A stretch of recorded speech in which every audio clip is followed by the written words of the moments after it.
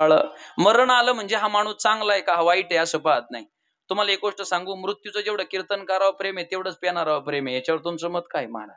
तो म्हणत नाही हा जगाच्या कामाचा आहे, चांगला आहे, सकाळ संध्याकाळ लोकांना उपदेश करतोय, राहू द्या याला 5-6 महिने असं नाही म्हणत. आणि तो असं म्हणत नाही, गावकीला त्रास दिला, भावकीला त्रास दिला, याला घ्या उचला लगेच असं नाही. हे पेताडाला वेळेवर नेतून कीर्तन करायला वेळ वाढून देत नाही, सर्वांवर सारखं प्रेम करतो, गुणदोषाचं चिंतन करत नाही, त्याला मृत्यू म्हणा. ह्या गावातला माणूस आहे. दुसऱ्या आता आमच्या बाबा आहेत, तो म्हणला का धुळवाडचा माणूस आहे, सिन्नरला गेला आणि तिथून कसं काय न्यायचं? नाही म्हणला महाराज. देश पाहत नाही, विदेश पाहत नाही, रात्र म्हणत नाही, दिवस म्हणत नाही, ज्या क्षणी येतो त्या क्षणी. आणि तुम्हाला सांगतो, कधी कधी आपल्याला वाटतं अरे लई वाईट झालं, पण तुम्हाला सांगू त्या खात्याचा जो मंत्री ज्याचं नाव आहे यम, त्याला दयाच दिली नाही महाराज. तो ना दगडाच्या हृदयाचा आहे, दगडाच्या म्हणजे कसा? एक वाक्य सांगू का? लग्नाच्या अगोदर 5 मिनिटं नवरदेवाने न्यायचा तरी त्याची तयारी आहे. वराड काय म्हणाल याचं त्याला काही घेणं देणं नाही. बऱ्याच दिवसांनी एखादं बाळ जन्माला आलं, त्याला 5वीच्या अगोदर न्यायचं म्हणलं तरी त्याची तयारी. आई बाप काय म्हणतील? एका वाक्यात यमाची व्याख्या सांगू, परिणामाची चिंता करत नाही, त्याला यम म्हणा. विठ्ठल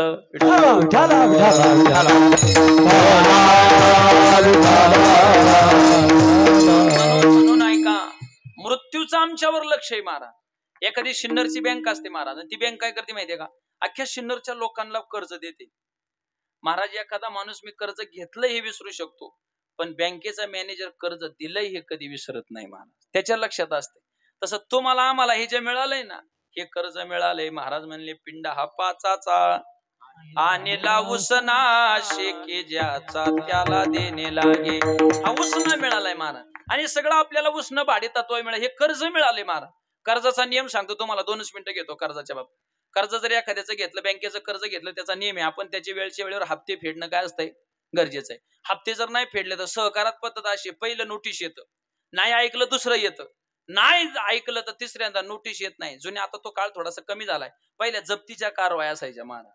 आता समजा तुम्ही सिन्नरहून कर्ज घेतलं, तुमचं कर्ज थकलं, पहिल्या नोटीसला दाद नाही दिली, दुसऱ्या नोटीसचं ऐकलं नाही, आणि सिन्नरवरून जर समजा बँकेची गाडी जप्तीला धुळवाड मध्ये निघाली, आणि तुम्ही जर आपल्या मंत्री साहेबांना फोन केला, साहेब मी तुमचा कार्यकर्ता आहे, काही करा, आता गावात इज्जत जाण्याची वेळ आली, तेवढी गाडी मागे फिरवा. योगा असा की तिथं साहेबांनी फोन बँकेच्या मॅनेजरला सांगितलं आपला कार्यकर्ता आहे, जा नंतर बघू, 2 दिवसांनी मी सिन्नरला आलो बघू. गाडी दापूर पर्यंत आली, दापूरच गाव आहे ना रस्त्याला, आणि तिथून माग गेली. आता माझं बोलणं आहे का बरं का बारकाईने, तर तुम्हाला कळेल. व्यावहारिक मॅनेजर कर्ज थकलं, त्याच्या हप्त्याला तो वसुलीला आला तर साहेबाच्या फोनवर माग गेला. आता हे जे कर्ज मिळाले, काही नियाचे हप्ते थकवलेत महाराज.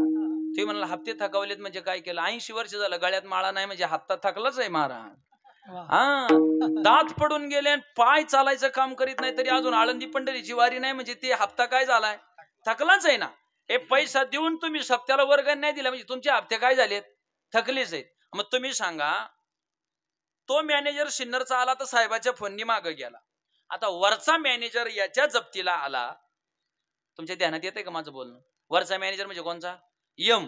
याच्या जर जप्तीला आला तर तुमच्या मोबाईल मध्ये कोणता स्ट्रॉंग नंबर आहे? लागलं तर आजचं पाकिट तुम्ही घ्या, पण तेवढा नंबर मला द्या महाराज. तुम्ही कोणाचं नाव सांगसाल हो त्याला? बरं मी मोठ्यात माणसाचं महाराज नाव घेतो. तुम्ही जर म्हणले बाबा देशाच्या पंतप्रधानाचं माझं बसणं उठ नाही, तर तो हळूच तुमच्या कानात म्हणेल त्यालाही मिश नेणार आहे, काळजी करू नका, तेथे राया रंका एकची सरी, नाही भिन्ना भिन्न तुमच्या घरी. अरे राजा आणि रंक तिथं एकच आहेत. काही माणसं शंका निर्माण करतील, महाराज सिन्नरचा मॅनेजर धुळवाडला येण्याच्या अगोदर त्यांनी 2 नोटिसा पाठवल्या होत्या, मग हा बाबा जप्तीला येण्याच्या अगोदर त्यांनी 2 नोटिसा का नको पाठवायला? ऐका, मरण सहज येत नाही, मरणाच्या सुद्धा 2 नोटिसा येतात. महिला मंडळ एवढ्या 2 नोटिसा घरी घेऊन जा फक्त, म्हणजे तुमच्या लक्षात राहील. मरण येण्याच्या अगोदर पहिलं नोटीस येतंय माणसाला. काय नोटीस येतंय? महाराज म्हणतात, जरा कर्ण मुळी सांगवाली गोष्टी, मृत्यूची या भेटी जवळी आली, मृत्यूची या भेटी जवळी आली. जरा कर्ण मुळी सांगवाली गोष्टी, मृत्यूची या भेटी जवळी आली, मृत्यूची या भेटी जवळी आली.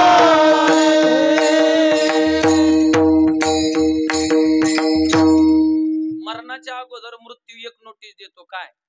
कानाच्या वरची केस बारकाई नाही का? कानाच्या वरची केस पांढरी झाली का समजायचं देवानी पहिलं नोटीस पाठवलंय माझ्या का बघा काही एकमेकाचं कान बघायला सुरुवात केली मला तुम्ही माझं कान बघू नये म्हणून मी झाकून आलोय काळजी करायचं कारण नाही का तुम्हाला सांगतो शरीराचा नियम असा आहे केस पांढरी होताना डोक्यावरची स्त्री असू द्या नाही तर पुरुष एवढा नियम आहे का स्त्री असू द्या नाही तर पुरुष कधीच केस माथ्यावरून पांढरी व्हायला सुरुवात होत नाही मग इथून सुरुवात करतात महाराज इथून आणि कानाच्या वरची केस पांढरी झाली की समजायचं पहिलं नोटीस आलं महाराज म्हणले जरा कर्ण मुळी सांगू आली गोष्टी मृत्यूची या भेटी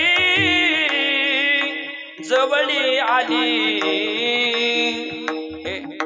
कानाच्या वरची केस पांढरी झाली ही सांकेतिक जगात एकाच व्यक्तीला कळाली रामायणामध्ये ज्याचं नाव आहे दशरथ राजा एक दिवशी महाराज डोक्यात मुकुट घातला आणि कसा बसला म्हणून आरशात बघायला गेला तर डाव्या कानाच्या वरचा एक केस पांढरा झाला होता संध्याकाळी बैठक घेतली सांगितलं रामाला राज्यावर बसवा लोक म्हणले तुम्हाला काय झालं तुम्ही तर अजून चांगले आहेत ना नाही म्हणले माझ्या डाव्या कानाच्या वरचा एक केस पांढरा झालाय मला आता थांबलं पाहिजे अरे दशरथ राजाच्या डाव्या कानाच्या वरचा एक केस पांढरा झाला तर त्यांनी राज्य सोडलं आमच्या बादरांचा एकच काळा राहिलाय तरी म्हणतो बा मला निवडणुकीची इच्छा अरे पण तू पंचवार्षिक तर पूर्ण करायला पाहिजे का नको त्याच्या आधी तुझं 3 वर्ष श्राद्ध येतील विठ्ठल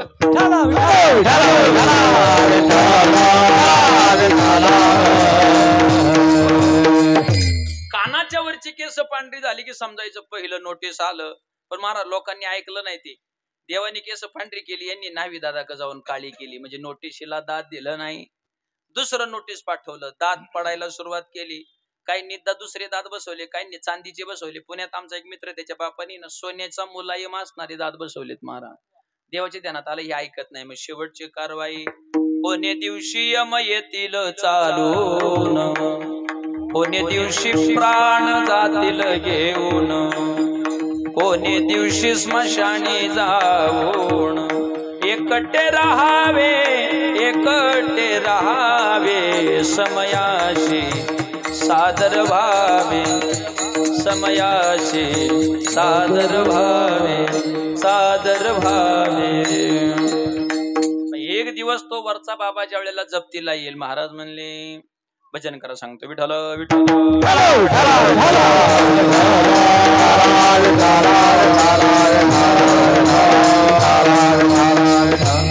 मग तेथे न चले काय सत्ता संभाराय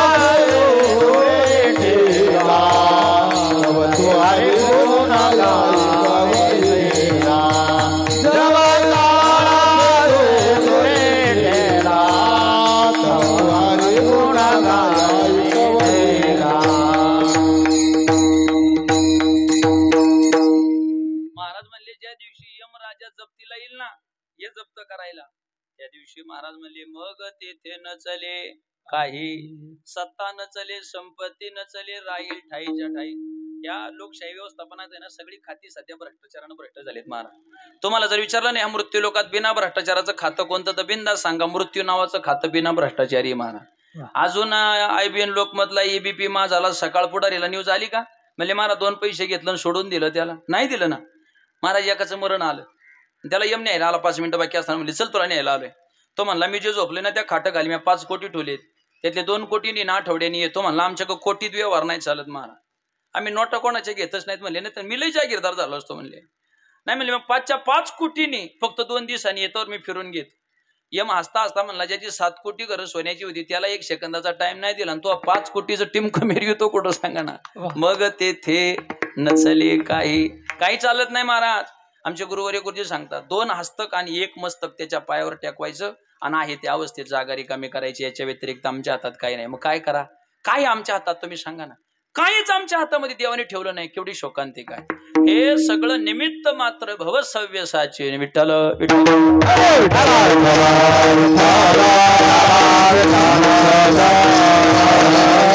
निमित्ताचा धनी केला से प्राणी, निमित्ताचा धनी केला से प्राणी. आवाज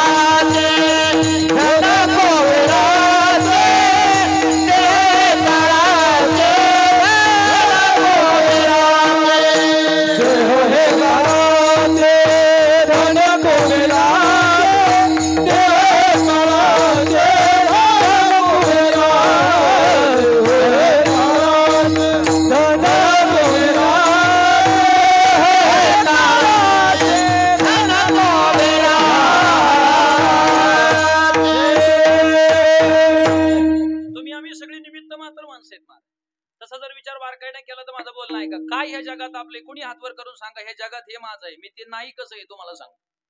आता इथून घरी गेले ना एक वही घ्या, पेन घ्या, जेवढं आयुष्यभर गमवलं ते सगळं वहीवर लिहा आणि परत त्या प्रत्येक गोष्टीला प्रश्न विचारित या मेल्यावर माझ्या संघ येणार आहे का? एका गोष्टीवर पेन चालणार नाही महाराज, तुमचा चालणार आहे. महिला मंडळ 10 कोटीचा बंगला असू द्या, कोणाला आतापर्यंत टेरेसवर जाळलं नाही का? जाळलंय म्हणजे महाराज आमच्या दोळवाडमध्ये लय जागीरदार होता, मग त्याला स्मशानभूमीत नाही नेलं, म्हणजे त्याला टेरेसवर जाळून दिलं. असं नाही होत. महिला मंडळ ऐका, बंगला कशाला म्हणायचं माहितीये का? जिथं गेले आम्हाला कोणी उठ म्हणत नाही त्याचं नाव बंगला. आणि प्रत्येकाच्या गावची स्मशानभूमी आज याचा त्याचा बंगला आहे याचं ध्यान तुम्हाला असलं पाहिजे महाराज. म्हणून बसलेल्या पुरुष वर्ग महिला मंडळ सगळ्यांना विनंती आहे, आठवड्यातून एखादा तास वेळ मिळाला तर जरा बंगल्यावर चक्कर मारी जा महाराज. कंचा धुळवडाचा बंगला कुठे आहे? स्मशानभूमी तुमची कोणत्या दिशा सांगा फक्त मला. इकडे आहे ना? तिथं एक आठवड्यातून एक चक्कर मारायची महाराज. आणि तिथं माणसं जाळायचा सांगाडा असतोय ना तो लोखंडाचा, त्याला असं एक गोल चक्कर मारायची आणि त्याला म्हणायचं बाबा एक जागा राखीव ठेव बरं का, आम्हाला यायचं एक दिवस. आणि तुम्हाला सांगतो विनोद नाही ऐका ना, इच्छा असो नाही तर नसो पण त्या सांगाड्याला एक दिवस भेट द्यायला जायची आहे. तुम्हाला सांगतो एका गावात एक भिकारी आला, दृष्टांत साधा आहे पण घरी घेऊन जाण्याजोगा आहे. महाराज त्या भिकारीच्या अंगावर एक शाल होती, ती आपलं मंदिरात झोपलं. मंदिरात झोपल्यानंतर कोणतरी गावातलं दुसरं दरिद्री आलं पाठ त्याची शाल घेऊन चोरून घेऊन गेलं. ते भिकारी उठलं, त्यांनी अख्खं गाव धुळवड पाया खाली घातलं महाराज. कोणी शाल दिली नाही. 2 दिवस झालं गावात शाल शोधत होतो, कोणीच जवळच उभं करू दिलं नाही. पण भिकारी बुद्धीनं पात्र श्रीमंत होता. त्यांनी मग गावचं मारुतीचं मंदिर सोडलं, तुमच्या धुळवडच्या स्मशानभूमीत जाऊन बसला. एकाने शेताकडे जाता आता विचारलं, म्हणले का रे तू तर 2 दिवसापूर्वी आमच्या धुळवडाच्या मंदिरात होता, तू इकडं कशाला आला? ते म्हणला माझी शाल हरवली, ती शोधायला मसनवाट्यात आलोय. ते म्हणले शाल कुठं हरवली? म्हणले मारुतीच्या मंदिरात. म्हणले मग शोधायला स्मशानभूमीत कसं काय आला? ते म्हणले याचं कारण असं आहे, ज्यांनी माझी शाल नेली ना तो 2 दिवस झालं मला कुठंच सापडला नाही, पण एक ना एक दिवस तो इथं आल्याशिवाय राहायचा नाही. ज्यांना कळालं त्यांना धन्यवाद, बाकीच्यांनी जीवन जाता. मी तरी किती खाली येऊन सांगू, तुम्ही सांगा. विठ्ठल विठ्ठल.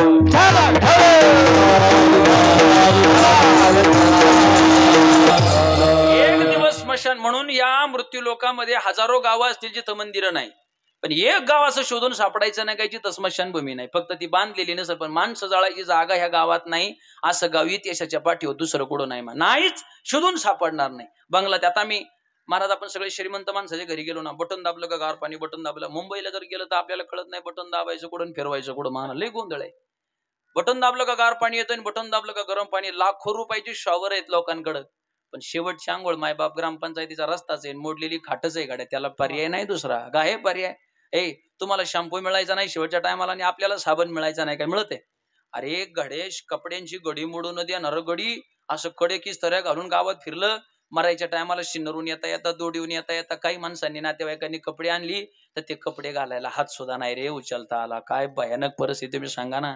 काय हातभर गादीवर आयुष्यभर झोपणारी माणसं स्मशानभूमीत गेल्यावर बाबळाच्या लाकडावर ऍडजस्टमेंट केली. महाराज हाय ना ऍडजस्टमेंट.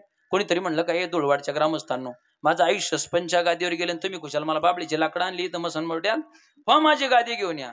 महाराज म्हणले पलंग न्याहाला सुपती शेवटी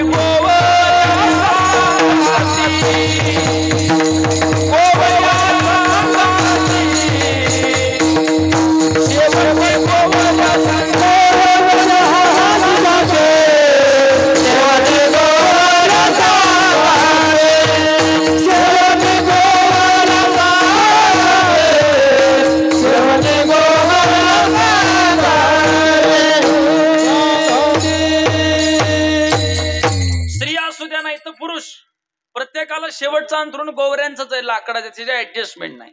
आणि तुम्हाला सांगू जगात सगळ्या गोष्टीच्या किमती बदलल्या, एक गोष्ट कायम राहिली, कपाळावरचा रुपया. आता इकडे नाशिक मध्ये सिन्नर मध्ये काय मला माहिती नाही, आमच्या पुण्यात माणसं मेल्यावर कपाळाला रुपया लावतात, तुमच्याकडे किती लावते? रुपयाच. तुम्ही सांगा जुन्या काळात माणसांना खाया प्यायला काय मिळत नव्हतं, सगळी जुनी माणसं माझ्या समोर बसले, तुम्ही तुमचा पहिला काळ आठवा, काय होतं? खाण्यापिण्याची साधनं काय नव्हती. आता मारा चांगली कपडे, खाणं पिणं, स्टँडर्डपणा, 2 व्हीलर 4 व्हीलर, विमानं, आगगाड्या, काय रस्ते, सगळं हायफाय झालं. जुन्या काळात लोक गरीब होती तरी पण कपाळाला रुपयाच लावत होती. आता प्रत्येकाकडे श्रीमंती वाढली, 1.5 रुपये किलोचं तेल 150 रुपये किलोला महाग झालं, 4 रुपये किलोची साखर 40 रुपये किलोला महाग झाली. सगळ्या गोष्टीच्या किमती वाढल्या, पण कपाळावरचा रुपया काय वाढला का नाही वाढला? तुम्हाला कधी प्रश्न नाही पडत का? माझं तर वैयक्तिक मत आहे, ज्याला 10, 15, 20 लाख रुपये महिना आहे तो गेल्यावर त्याच्या कपाळाला 2000ची नोट लावायला पाहिजे. याच्यावर तुमचं मत काय? लोकांना कळालं पाहिजे जागीरदार चाललेत वाटतं, पण श्रीमंत मेला तरी कपाळाला रुपयाचं आहे, गरीब मेला तरी कपाळाला रुपयाचं. माझं एक वाक्य आज दादांच्या पुण्यस्मरणाच्या निमित्तानं घरी घेऊन जा, तो रुपया मला सांगतोय जन्माला आल्यापासून मरेपर्यंत, सकाळी उठल्यापासून संध्याकाळपर्यंत, पहिल्या श्वासापासून शेवटच्या श्वासापर्यंत किती धावा किती पळा, जाताना तुमची किंमत फक्त रुपयाचे, त्याच्या व्यतिरिक्त किंमत नाही. धुळवडमध्ये माणूस मेला आणि कपाळाला रुपया लावून चौकांच्या खांद्यावर स्मशानभूमीत गेला. आमच्या पुण्यात दुसऱ्या दिवशी सावडतात, अख्खं गाव दुसऱ्या दिवशी सावडायला गेलं ना, तो घरापासून लावून गेलेला रुपया दुसऱ्या दिवशी स्मशानभूमीच्या राखेत सापडला. महाराज इथला 1 रुपयावरती घेऊन जाण्याची योजना अजून अस्तित्वात नाही. राजा हो, मारामाऱ्या करता कशासाठी? एकमेकाचा द्वेष करता कशासाठी? कशाला याच्या बांधू कर, त्याचा बांधू कर, याच्या इरीला पाणी लागू नये, त्याचा बैल. तूने जो कमाया है, तूने जो कमाया है, तूने जो कमाया है, दूसरा ही खाएगा. खाली हाथ आया है, खाली हाथ जाएगा, खाली हाथ आया है, खाली हाथ जाएगा. जो कमाया है, तूने जो कमाया है, दूसरा ही आएगा. खाली हाथ आया है, खाली हाथ जाया है.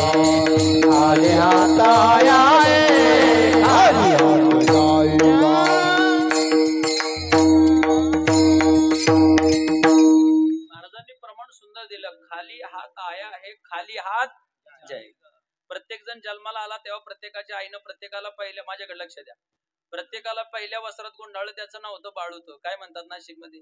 बाळूत. प्रत्येक जण जन्माला आला त्याला पहिलं वस्त्र मिळालं बाळूत. आणि आपण ज्या दिवशी जाणार आहे त्या दिवशी गावकी भावकी नातेवाईक शेवटच्या वस्त्रात गुंडाळणार आहे, त्याचं नाव कफन. प्रत्येकाच्या आयुष्याचं पहिलं वस्त्र बाळूत, त्याला खिसा नाही. आणि प्रत्येकाच्या आयुष्यात शेवटचं वस्त्र कफन, त्याला खिसा नाही. आयुष्याच्या पहिल्या वस्त्राला खिसा नाही, आयुष्याच्या शेवटच्या वस्त्राला खिसा नाही. मधल्या काळात खिस कापायच्या आणि भरायच्या धावपळी किती चालू आहेत महाराज. रुपया येत नाही रुपया, मग काय करा. डोळे येतोवर चांगलं बघा, कान येतोवर चांगलं ऐका, वाचा येतोवर चांगलं बोला, हात येतोवर दान धर्म करा, आणि पाय येतोपर्यंत आळंदी पंढरी जिवारी करून घ्या महाराज. परत नाही मिळायचंय, परत नाही मिळत, पुन्हा पुन्हा मिळत नाही. यातली एक गोष्ट परत तुम्हाला घेऊन जाता येत नाही, काही करता येत नाही. बरं किती सुंदर नरदे दिला भगवान परमात्म्यानं. माझं बोलणं आहे का? कान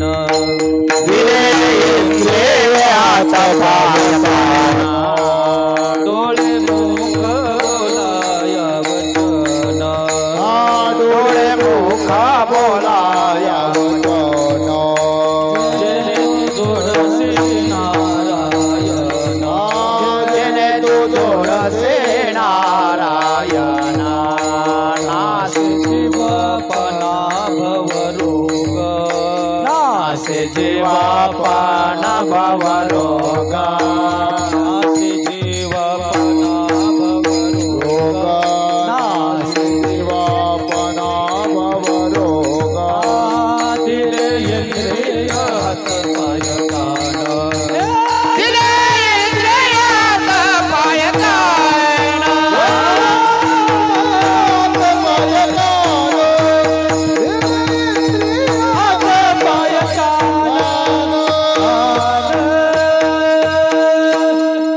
महाराजांनी दिलेलं प्रमाण सुंदर आहे. खर तर देवाचा फार मोठा उपकार आहे आपल्यावर महाराज. 3 महिने लाईटीचं लाईट बिल थकलं तर वायरमन कनेक्शन कट करतोय न विचारता. पाण्याची पाणीपट्टी 6 महिने थकली तर ग्रामपंचायत शिपाई नळाचं कनेक्शन कट करतोय न सांगता. आता माझ्याकडे लक्ष द्या, हे सगळं कनेक्शन भगवान परमात्म्याने 100 वर्ष वापरायला फुकट दिलंय. मी म्हणतो महाराज देवाने असा नियम काढायला पाहिजे, एका महिन्यात माझं 1 लाख वेळा नाव घेतलं तर बरं आहे, नाही तर 30 तारखेला तुमची कनेक्शनच कट करतो असं म्हणायला पाहिजे. पण तो तसं म्हणत नाही. महाराज म्हणले बहु आहे करुणा अनंत हे नाम जान, तो हावो तरील पार, भवतु शरण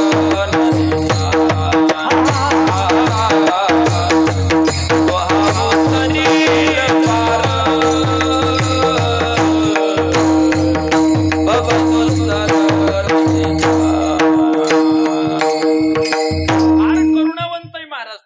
त्याची काही तक्रार नाही.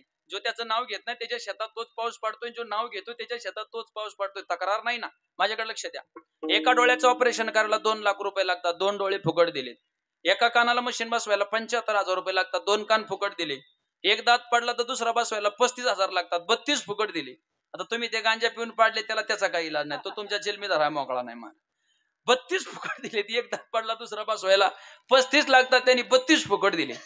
काय करायला पाहिजे? अहो मरे पण एक किडनी खराब झाली तर दुसरी कोणी देत नाही, दिली तर पहिल्यासारखं काम करत नाही. 2 किडन्या फुकट दिल्यात. डायलिसिस नावाचा प्रकार ज्यांना नाही त्यांना विचारा रक्त बदलल्याचं दुःख काय मारा. मरेपर्यंत जगतोय, अजून काय करायला पाहिजे? कोरोनाची 1 लाट आली, 2 लाट आल्या, 3 लाट आल्या, भली भली माणसं लाटांमध्ये वाहून गेली. पण आज तुम्ही पांडुरंगाच्या दरबारामध्ये कीर्तन ऐकायला आणि मी कीर्तन करायला जिवंत आहे, केवळ भगवान परमात्म्याची इच्छा आहे महाराज. त्यांनी जर ठरवलं 1 सेकंद इथं बसू द्यायचं नाही बसू देणार, तुम्ही काय करणार सांगा ना मला. मग तेथे न चाले काय, तेथे म्हणजे त्या मृत्यूच्या पुढे काही चालत नाही. आणि ज्या ज्या वेळेला तो येतो महाराज, त्या त्या वेळेला तो काही पाहत नाही. महाराज म्हणले आजा मेला पंजा मेला बाप मसना गेला, देखत देखत ना तो पण तोही तैसा झाला. उठा उठा लागा पाठी भयाले मोठे, पंढरी वाचोनी तुझा ठाव नाही कोठे. एक माणूस आला, आजा मेला पंजा मेला बाप मसना गेला, देखत देखत ना तू पण तोही तैसा झाला. मुंगी पासून तर ब्रह्मदेवापर्यंत महाराज म्हणले आ ब्रह्म भुवना लोका पुनरावर्ती नोर्जुन, पण मामोपेत्य तू कौंतेय पुनर्जन्म न विद्यते. त्यानुसार म्हणले कैशी थोरेवेचे मान पाहे पा, जो सृष्टी बीजाचा साठोपा परी पुनरावृत्तीच्या मापा शिग झाला. ब्रह्मदेवाला सुद्धा जावं लागतंय हो. मुंगी आपण तर लय महाराज काय घेऊन बसले. महाराज म्हणले येथे ना योरो आले अवतार येरते पामर जीव किती. कोणालाच थांबता येत नाही. का थांबता येत नाही? प्रत्येकाच्या पाठीमाग काळाचा बडगाय काळाचा. आणि मग ह्या काळाचा जो नाहक त्रास आहे खर तर तुकोबारायांना नाही तो, पण महाराजांनी आजच्या अभंगात जीवदशेच्या भूमिकेत जाऊन काळाचा त्रास मांडलाय. अभंगाच्या पहिल्या चरणात या काळाचा सोसावा ओलाचा, किती या काळाचा सोसावा ओलाचा, किती या काळाचा सोसावा ओलाचा, किती या काळाचा सोसावा ओलाचा, किती या काळाचा सोसावा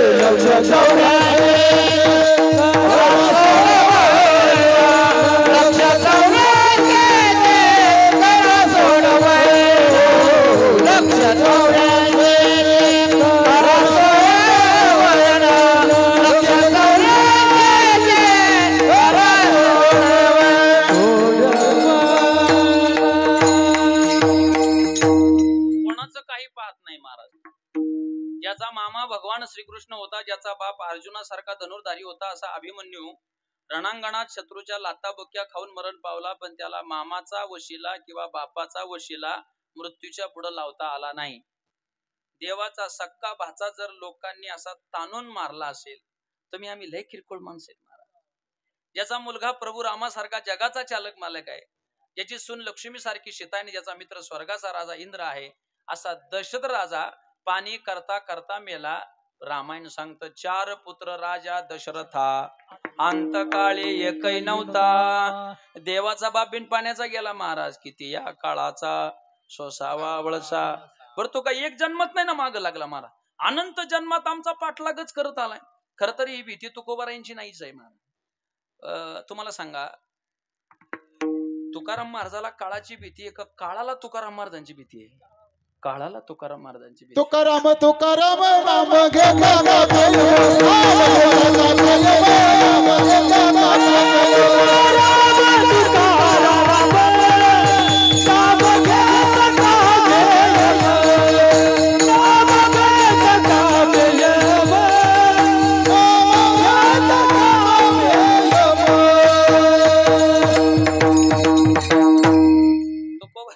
तुकाराम महाराज म्हणले मला भीती नाही.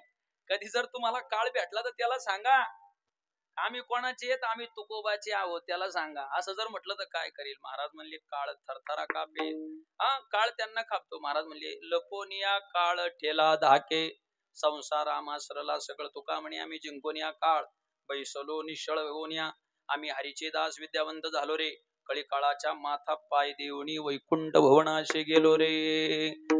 पण आम्हाला लय त्रास आहे महाराज, लय रथी झाले, लय महारथी झाले, लय पंडित झाले, पण काळावर विजय नाही मिळवता आला. शोकांते का सांगू तुम्हाला, थोडस रामायणात जातो आपण माग.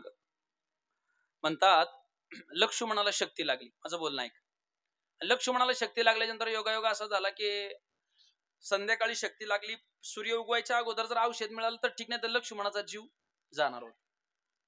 सगळ्यात जास्त काळजी प्रभूला पडली.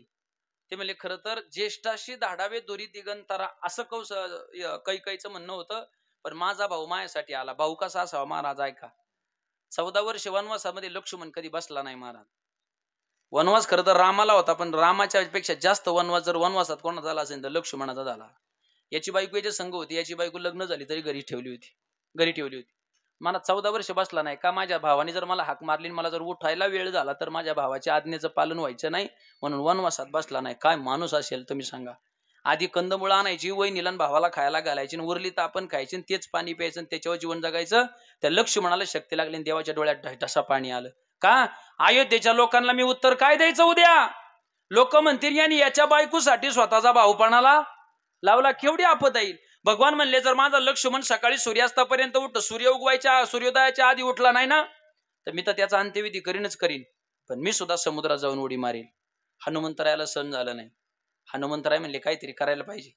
बिभीषणाला सल्ला बसले, विचारली म्हणले बिभीषणा काय करावं लागेल लक्ष्मण जिवंत होण्यासाठी? बिभीषण म्हणले उपाय आहे पण लय अवघड आहे. हनुमंतराय म्हणले मला अवघड उपाय करायचा लय नाद आहे, तू फक्त सांग फक्त उपाय काय आहे ते. म्हणले लंकेमध्ये माझ्या दादाचा एक डॉक्टर आहे. दादा कोणत्याचा? अजित दादा नाही हा, रावणाला म्हणला. बिभीषण म्हणला माझा दादाचा एक वैद्य आहे. त्या काळात वैद्य पद्धती होती, डॉक्टर पद्धती, आपण डॉक्टर म्हणू. म्हणले त्याला मेलेली माणसं जिवंत करायची औषधी आहेत माहिती आहेत, त्याचं नाव आहे सुषेण वैद्य. म्हणले मग काय करू? म्हणले त्याच्याकडे त्याला मेलेली माणसं जिवंत करायची औषधी माहिती. तेवढा एक गडी जर आपल्या पार्टीत आला तर मग आपलं भागतंय. महाराज हनुमंतराय म्हणजे जय श्रीराम, लगेच लंकेत गेले. जसं लोकांनी हनुमंतरायाला पाहिलं, महाराज सगळ्यांनी कड्या लावल्या. का? मागच्या पंचवार्षिकचा अनुभव असल्यामुळं. लोक म्हणले अरे हेच माकड होतं ते, अखे लंका पेटून गेलंय म्हणले ते, अरे हेच आहे म्हणले ते. पण काही म्हातारी माणसं म्हणली घाबरू नका. मागच्या टायमाला ती शेपटीला आग लावून आलं होतं, आता कुठं आग आहे? काही लोक म्हणली आग लावणाऱ्यांना आग लावायला लय टाइम लागत.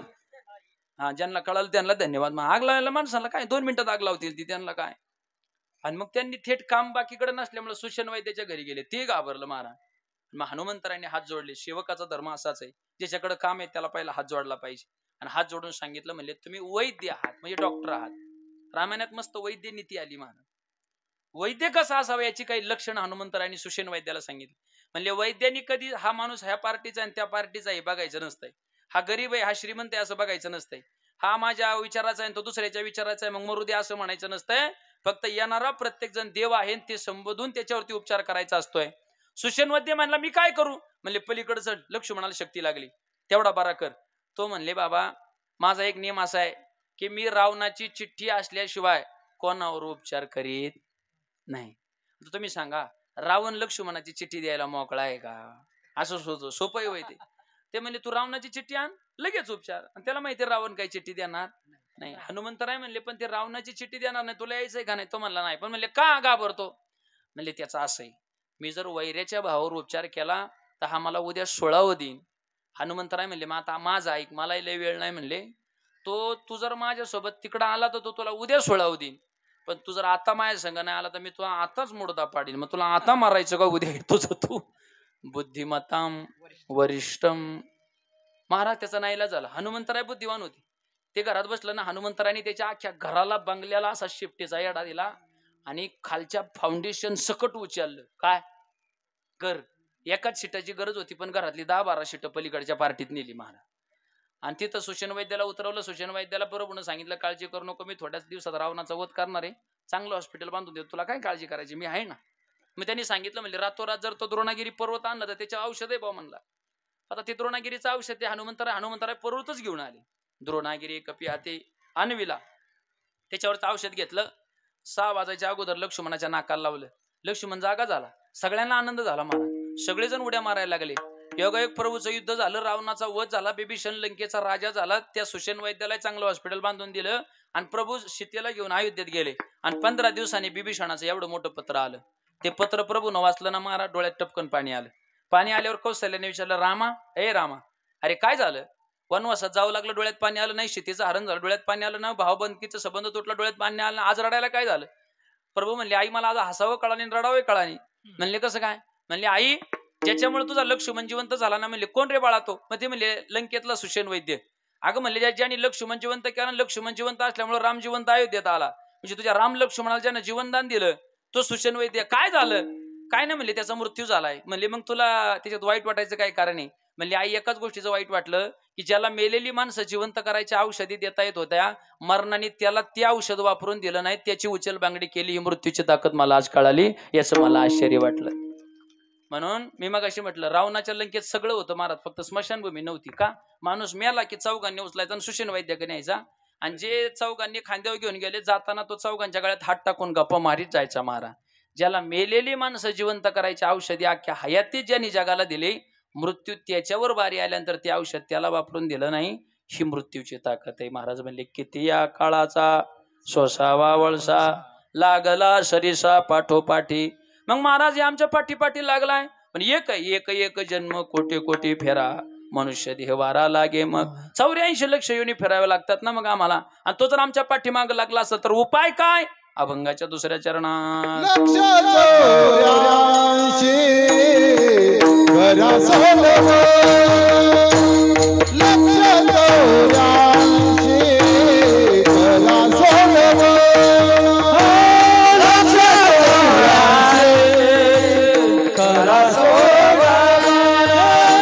लक्ष 84 करा सोडव,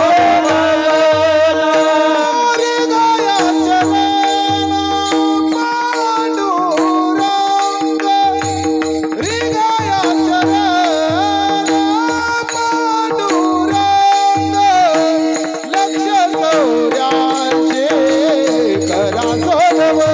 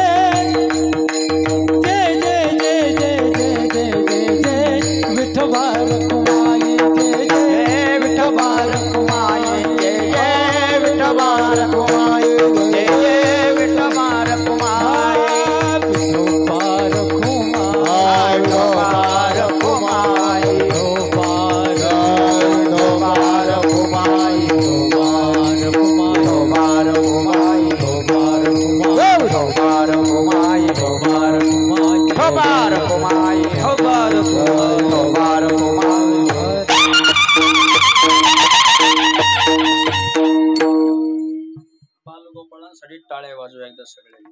वा वा. महाराज म्हणतात लक्ष 84 करा सोडवण तरी घाया शरण पांडुरंगा. 84 लक्ष योनी आम्हाला फिराव्या लागतात. महाराज म्हणले 20 लक्ष योग आणि अनेक प्रकारच्या जलचरामध्ये जावं लागतं, सगळ्या प्रकारच्या योनीमध्ये आम्हाला जावं लागतं. पण ते जात असताना याच्यातून सुटका या मृत्यू लोकात कोणी करत असेल तर त्या देवाशिवाय कोणी करत नाही. विठ्ठल विठ्ठल विठ्ठला विठ्ठला विठ्ठला विठ्ठला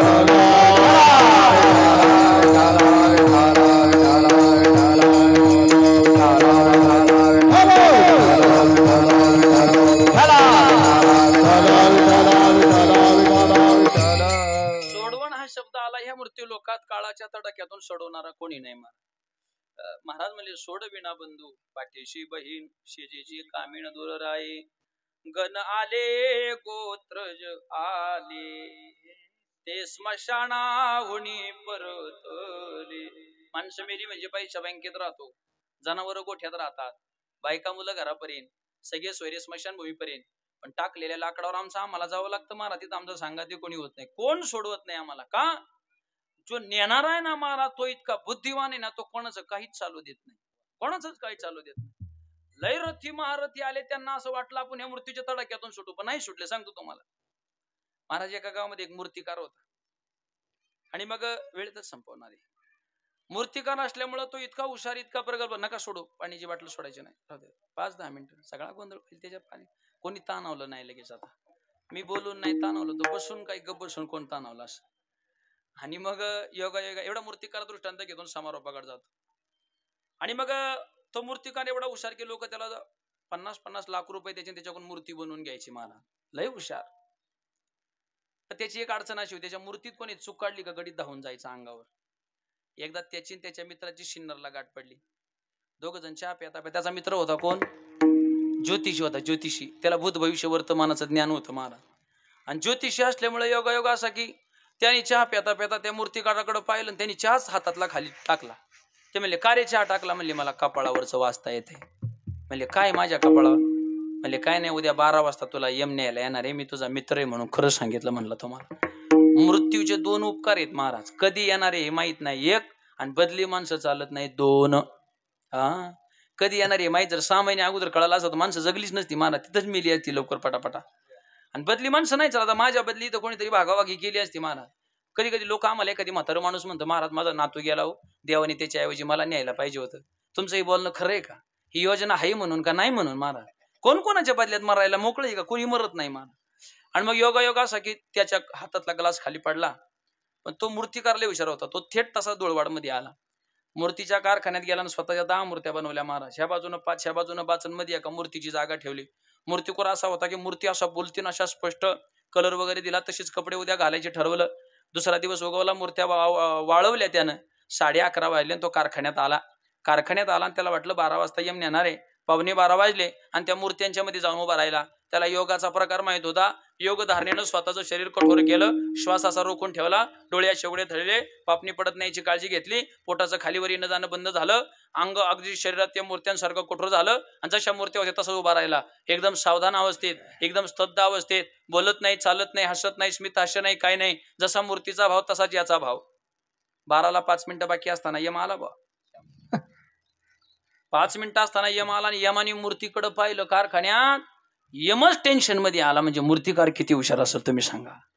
यम म्हणला माझ्या यादीला तर एकालाच उचलायची आज्ञा आहे आणि इथं तर 11 जण उभे आहेत, यातलं उचलायचं कोणाला? सगळे दिसाय सारखे, कपड्यांनी सारखे. यमाने 2 मिनिटं विचारात गेले, 3च मिनिटं राहिले. मग यमाने काय केलं, 3 मिनिटं राहिले, प्रत्येक मूर्तीला महाराज असं बोट लावून पाहिलं. सगळ्या मूर्ती तशाच कठोर. याला पण बोट लागलं तरी आम्हाला कळालं नाही किती हुशार माणूस असेल. 2च मिनिटं बाकी राहिले. यम म्हणला जर आता मी 2 मिनिटात याला नाही उचललं तर मला माझ्या पदावरून नक्कीच मुख्यमंत्री उचलल्याशिवाय राहणार नाही. मग आता काय करायचं? यम लय हुशार, पुढे हुशार थोरा हे ओळसागा. त्यानं काय केलं तुम्हाला सांगतो, एक आयडिया एवढी घरी घेऊन जा.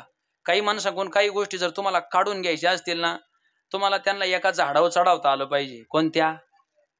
तुम्ही त्यातले तज्ञच असल्यामुळं तुम्ही माया आधी नाव सांगितलं महाराज, का तुम्ही बऱ्याच जणांना त्याच्यावर चढून खाली आपटलेले मला माहिती.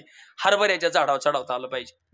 का सध्या लोक स्तुतीप्रिय झालेत. मग तुम्ही स्तुती एखाद्याची केली ना, हे ते तुम्हाला फारी होत.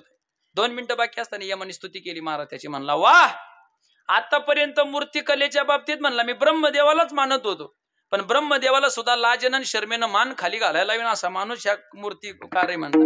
त्याची माता धन्य, त्याचे पिता धन्य. माणसंच ती महाराज स्तुतीने गेलं फुगून. आता यांनी 12 वाजेपर्यंत दम काढायचा का नाही? हे जाम फुगलो महाराज. यांनी गो बसावं. अशी 2 मिनिटं स्तुती केली. 15 सेकंद बाकी असताना यमाला त्याचं वर्म माहित होतं. यम म्हणला गडी लईच गोडवा आहे, त्याची माता धन्य, त्याची पिता धन्य, ब्रह्मदेवापेक्षाही मोठा आहे. अशी माणसं कुटीत एखादी जन्माला येतात, ती गावाची वैभवाची शान वाढवतात. आणि 5 सेकंद बाकी असताना यम म्हणला लईच गोडवा मूर्तिकार आहे, पण मूर्तीत त्याचं एक चुकलंच गड्या. चुकलं म्हणलं की त्याच्या अहंकाराला धक्का लागला, त्याचा युगो हार्ड झाला आणि गडी शेवटी माणसाच्या जातीवर गेला. 5 सेकंद बाकी असताना त्या मूर्त्यांमधून निघाला, हाताच्या बाया माग सारल्या आणि यमावर धावून गेला. महाराज काय चुकलं म्हणलं माझं? यमाने घड्याळा पाहिलं, म्हणले हेच चुकलंय तुझं, चल बस आपल्या थार मध्ये आपल्याला जायचंय म्हणले घेऊन. याला म्हणायचं पुढे हुशार, थोर आहे ओळसागा. आणि त्याच्या तावडीतून सोडवणारा जगाच्या पाठीवरती एकच माणूस. महाराज म्हणतात एका चक्रपाणी वाचोनी, एका चक्रपाणी वाचोनी,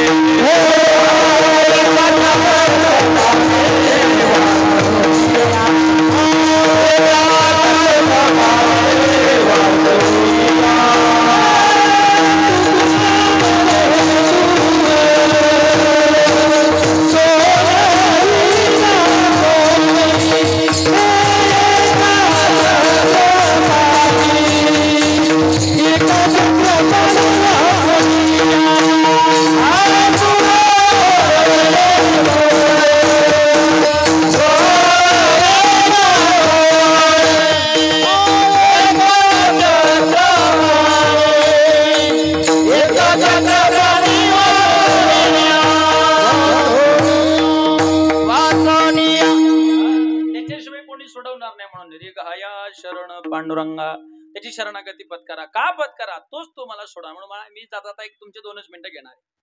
महाराज मला एक 6वीला कविता होती, त्या कवितेचं शीर्षक सांगतो. ती कविता अशी होती, सगळं केलं पण जगायचं तेवढं राहून गेलं.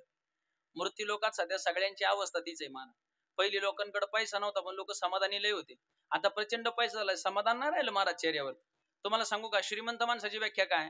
दिवसभर शेतात गाबड कष्ट करून संध्याकाळी 7 वाजता घरी आल्यावर, 8 वाजता जेवल्यावर, 9 वाजता अंथरुणावर झोपल्या, ज्याला बिना गोळीची 5 मिनिटाच्या आत शांततेत झोप लागते. जगात त्याच्या इतका दुसरा जागीरदार कोणी नाही महाराज. काही माणसांना झोपायच्या 4-4 गोळ्या आहेत, काहींच्या गोळ्या पोटात जाऊन झोपल्या. गडी जागाच आहे महाराज. ती गोळी म्हणली तुला का झोपायचं तर झोपण, आता मला काकड्याला उठायचं बाबा, मी झोपते आता, काही इलाज नाही. म्हणून एकच वाक्य सांगाल महाराज, जगून घ्या. जीवन लय सुंदर दिलंय भगवान परमात्म्याने. परत एक दिवस गेला ना तो परत मिळायचा नाही. आणि काही नाही महाराज, हे सगळे संबंध आता तुमचे आमच्या या जन्मापुरते आहेत. ज्याचे त्याच्या ऐश्वर्याच्या, आणि काही लोकांच्या अडचणी अशा आहेत ईश्वराने दिले त्यांना उपभोगता नाही आलं. तुम्हाला सांगतो, जानेवारी महिन्यामध्ये घाटकोपरच्या झोपडपट्टीतली एक बातमी आली. ती बातमी तेवढी तुम्ही घरी घेऊन जा महाराज. तेवढी बातमी सांगतो आणि शेव संपवतो. बातमी अशी होती, झोपडपट्टीतला एक भिकारी एक्सपायर झाला. 2 दिवस त्याला कोणी पाहिलं नाही. सर्वांगाचे कान करून ऐका, 2 दिवस कोणी पाहिलं नाही. वास यायला लागल्यावर शेजारच्यांनी कंप्लेंट केली. महानगरपालिकेच्या गाड्या आल्या, पोलीस स्टेशनची गाडी आली. महानगरपालिकेच्या त्या कर्मचाऱ्यांनी, आरोग्य विभागाच्या डॉक्टरांनी पाहिलं तर ते एक्सपायर झालं. उचललं आणि अँब्युलन्स मध्ये टाकलं. तिथं SP होते, त्यांनी मोबाईलचा टॉर्च लावला तर त्यांच्या ध्यानात आलं ते झोपले, त्याच्या खाली काहीतरी आहे. पाहिलं ते एक मोठा खड्डा बाजूला केला. पाहिलं त्यात एक पिटीत पैसे होते. पिटी गच्च भरली होती. पिटीचा पंचनामा झाला आणि पिटी पोलीस स्टेशनला नेली. आणि मग पोलिसांनी ते पिटी फोडली. 2 पोलीस 1 तास पैसे मोजित होते. कोणाचे? महाराजाचं पाकिट नाही म्हणत मी, बेकाऱ्याचे पैसे. तुम्हाला सांगतो 3,72,796 रुपये एवढी टोटल निघाली त्याची. मी जवळजवळ 4.25 लाखाच्या घरात. आणि मायबाप संध्याकाळी रिपोर्ट काय आला माहितीये का पोस्टमॉर्टमचा? प्रचंड थंडी सहन न झाल्यामुळं आणि प्रचंड भूक पोटात असल्यामुळं त्याचा काय झाला? मृत्यू. माझं बोलणं आहे का? 3 लाख जर बँकेत टाकले असते आणि वरचं 72,000 रुपये घेऊन रोज जरी 5 स्टारला जेवलं असतं ना तरी जगलं असतं. चांगली कपडे घेतली असती, स्वेटर घेतला असतं, रग गोधड्या चांगल्या घेतल्या असत्या, चांगली कॉट घेतली असती, जगलं असतं. तुम्ही सगळेजण त्या भिकाऱ्याला हसले, पण भिकाऱ्याला हसू नका मारा. ते भिकारी ना आपली एकच परिस्थिती आहे, फक्त ते पिटीत ठेवून मेलं ना आपण बँकेत ठेवून मारणार आहे, एवढाच फरक आहे. याच्या व्यतिरिक्त या काही फरक नाही. म्हणून जे जेवण दिलंय ना ते उपभोगा. कोणता दिवस आयुष्यातला शेवटचा दिवस येईल काही सांगता येत नाही. कधी जावं लागेल कधी सांगता येत नाही. आणि आज धुळवाडमध्ये जन्माला आले, मग दापूरला यायला, मग दोडीला या, मग माळवाडीला, मग सिन्नरला, मग सोनाम्याला आणि कोनाम्याला, असं नाही कधी होत. एकदा इथून उचल बांगडी झाली ना हे सगळं सोडावं लागेल आणि निघून जावं लागेल. म्हणून माझं जातात ऐका, चालताना असं चाला. 2 माणसाने रामराम घातला पाहिजे. बसताना अशा ठिकाणी बसा, 2 सज्जन माणसं तुमच्या शेजारीन बसली पाहिजे आणि मरताना असं मारा, आम्ही मेल्याची बातमी आमच्या 3 पिढ्याच्या वैऱ्याच्या कानावर गेली पाहिजे आणि त्याच्या डोळ्यातून आमच्याकरता 2 अश्रू टपकन बाहेर आले पाहिजेत. याला म्हणायचं उत्तमची उरे कीर्ती मागे. अरे आपण मेल्यावर गावच्या लोकांनी म्हणलं पाहिजे महाराज आमच्या तुळवाड मधला माणूस नाही गेला हो, आमच्या तुळवाड मधला देव माणूस गेला असं लोकांनी म्हणलं पाहिजे. फक्त तुम्ही मेल्यावर कोणतरी टाळी वाजून गावची पिढा गेली असं म्हणता कामा नाही. तर तुम्ही आजच मेलेले का व्हाय चांगले महाराज, आज एखादच आहे. जन्माला येऊन तुमचा उपयोग काय झाला सांग का.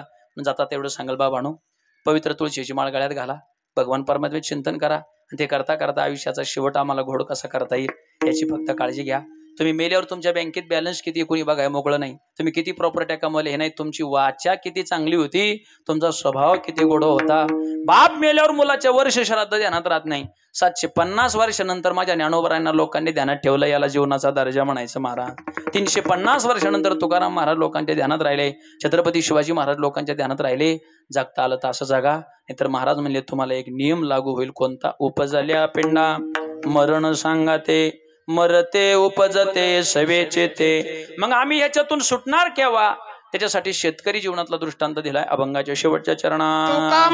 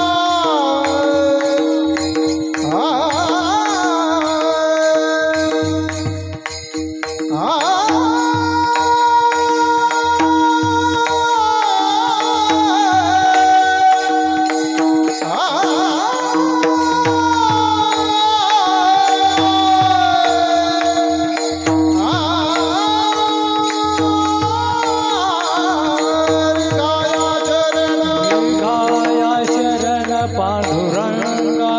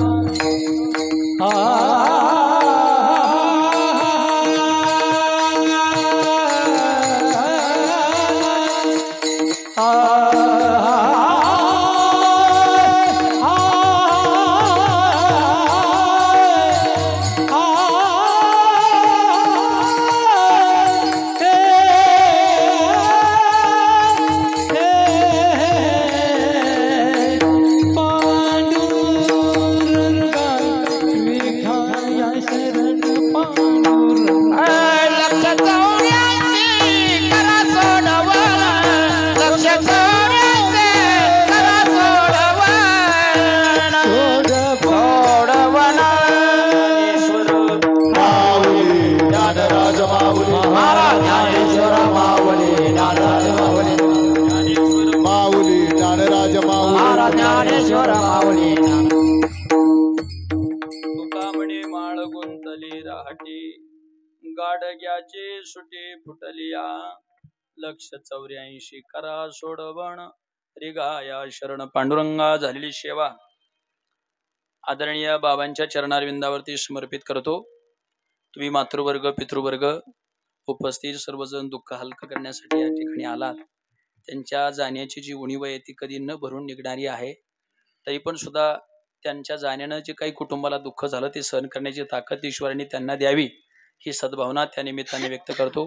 मी माझ्या व्यक्तिशा कुटुंबाच्या वतीनं त्यांना आदराने आदरांजली श्रद्धेने श्रद्धांजली समर्पित करतो।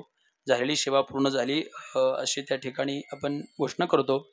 आता आपण आरती करायची ना, काय अभंग घेऊन पुंडलिक गुरुदेव करायचं, अभंग घ्यायचं।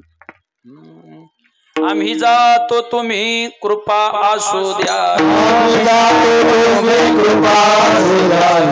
सकळा सांगावी विनंती माझी, सांगावी विनंती माझी, सकळा सांगावी विनंती माझी। वाढ वेळ झाला उभा पांडुरंग, वाढ वेळ झाला उभा पांडुरंग, श्रीरंग बोलावे वैकुंठ श्रीरंग बोलावे, वैकुंठ श्रीरंग बोलावे। अंतकाळी विठू आमाशी अंधकाळी विठो आमाशी पावला, सैत झाला गुप्त तुका, पुढे सैत झाला गुप्त तुका, पुढे सैत झाला गुप्त तुका। वाढ वेळ झाला उभा पांडुरंग, वाढ वेळ झाला उभा पांडुरंग, श्रीरंग बोलावी तो, वैकुंठ श्रीरंग बोलावे, वैकुंठ श्रीरंग बोलावे। पुंडलिक वरदारी भगवान की विठ्ठल जय जय विठ्ठल। बोलेले देवा कुठे उत्तर, क्षमा पराग महाराज तुम्ही नाही उच्चारिला विकार मी आपुला, क्षमा पराग महाराज म्हणे ज्ञानेश्वरा कपाया पैसे करा, क्षमा पराग महाराज तुम्ही ज्ञानदेव तुकाराम तुकाराम तुकाराम तुकाराम विठ्ठली कवरदारी विठ्ठल श्री ज्ञानदेव तुकाराम पंढरीनाथ भगवान की जय।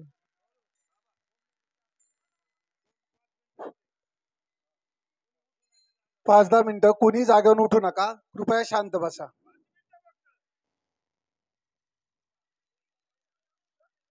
या धुळवड गावचे भूमिपुत्र, एक हाडामासाचं व्यक्तिमत्व,